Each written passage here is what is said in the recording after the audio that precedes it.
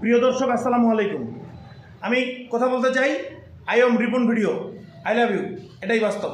এই ব্যক্তিটাকে নিয়ে শুনেন, আমাদের কিছু বিপদগামী সাংবাদিক রয়েছে, আমাদের কিছু ভিউ ব্যবসায়ী সাংবাদিক রয়েছে। আমি প্রথমেই তাদেরকে তীব্র নিন্দা এবং ঘৃণা পোষণ করছি। কেন ভাই, অপরাধীর কোনো কালার হয় না। সবসময় অপরাধী শুধু সন্তানরা হয় না, কখনো কখনো অপরাধী পিতামাতাও হয়। জি, রিপন মিয়াকে এমনভাবে আপনারা এক্সপোজ করছেন, মনে হচ্ছে রিপন মিয়া চুরি করছে, রিপন মিয়া ডাকাতি করছে, রিপন মিয়া ধর্ষণ করছে। আমার বাংলাদেশে একজন ডাকাতকে, একজন চোরকে, একজন ধর্ষণকারীকে ওইভাবে কোনো সাংবাদিক এক্সপোজ করে না, কিন্তু রিপন মিয়াকে করছে। কেন? কারণ আমাদের চুলকায়, আমাদের হিংসা হয়। রিপন মিয়া একজন সাকসেসফুল মানুষ, আপনাদেরকে চুলকাচ্ছে। ভাই, রিপন মিয়া কী করছে? তার বাবা আমাকে ভাত দেয় নাই। ভাই, তার বাবা আমাকে ভাত দেয় নাই, তার আগে এই গল্প শুনেন নাই? রিপন মিয়াকে তার বাবা মা বাড়ি থেকে বের করছে। অপরাধ শুধু সন্তানরা করে না, কখনো কখনো পিতামাতাও করে। আপনি কি জানেন এই বাংলাদেশে, আমার বাংলাদেশে শত শত ইউনো, শত শত ডিসি, শত শত সচিব রয়েছে, শত শত ডাক্তার রয়েছে, শত শত অ্যাডভোকেট রয়েছে, যারা তাদের পিতামাতাকে বৃদ্ধাশ্রমে দিয়ে আসে, নিজের পিতামাতাকে বৃদ্ধাশ্রমে দিয়ে আসে। এইসব শিক্ষিত কুলাঙ্গাররা, তখন আপনার মিডিয়া চুপ থাকে কেন? আপনি কি এরকম একটা কোনো প্রতিবেদন সাজিয়েছেন আজ পর্যন্ত? করেন নাই। কেন? তাদের হাত অনেক লম্বা।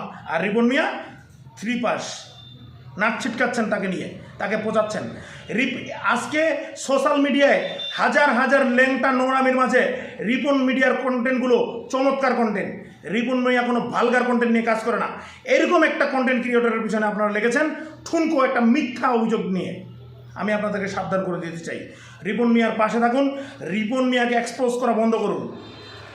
যদি অকাত থাকে, বুকে পাটা থাকে, তাহলে বৃদ্ধাশ্রমগুলোতে গিয়ে খোঁজ নিয়ে দেখেন যে কোটি কোটি মা বাবা রয়েছে যাদের সন্তানরা সাকসেসফুল, তারা বৃদ্ধাশ্রমে রেখে এসেছে। সেখানে যাওয়ার মুহূর্ত আপনাদের কিন্তু নাই।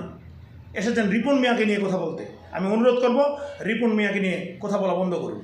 আরেকটা জিনিস বলবার আহ্বান জানাচ্ছি, এই যে রিপন মিয়ার সাথে যে সজীব নামের ম্যানেজার থাকে, আমি এর বিষয়টা একটু আপনাদেরকে খতিয়ে দেখার অনুরোধ করছি। আমরা কিন্তু রিপন মিয়ার ভক্ত, আমরা কিন্তু রিপন মিয়াকে চিনি, কিন্তু রিপন মিয়া আজ পর্যন্ত এত কন্টেন্ট ক্রিয়েট করে তার যে অবস্থানের পরিবর্তন হয় নাই, এটার পিছনে সজীব মিয়ার একটি কালো চক্রান্ত থাকতে পারে, এটা আমি বলতেছি। কেন? রিপন মিয়া একজন যেহেতু অল্প শিক্ষিত মানুষ, 3 পাস, রিপন মিয়া অ্যাডসেন্স বুঝে না, রিপন মিয়া মনিটাইজেশন বুঝে না, রিপন মিয়া পে আউট বুঝে না। তাহলে এই সজীব রিপন মিয়াকে প্রতি মাসে কত টাকা দেয় আমরা এটা জানি না। পারলে রিপন মিয়ার সাথে পাশে থাকুন। আমার বিশ্বাস রিপন মিয়া বৈষম্যের শিকার, আমার বিশ্বাস রিপন মিয়া ন্যায্যতার অন্যায্যতার শিকার। তার পাশে থাকুন, এটা নিয়ে কাজ করুন। এটা নিয়ে কাজ করলে আমরা আপনাকে ধন্যবাদ দেব। সবাই ভালো থাকবেন, সুস্থ থাকবেন। দেখা হবে ইনশাআল্লাহ পরবর্তীতে আরও একটা নতুন কোনো টপিক নিয়ে। ততক্ষণ পর্যন্ত বিদায় নিচ্ছি। আল্লাহ হাফেজ, আসসালামু আলাইকুম।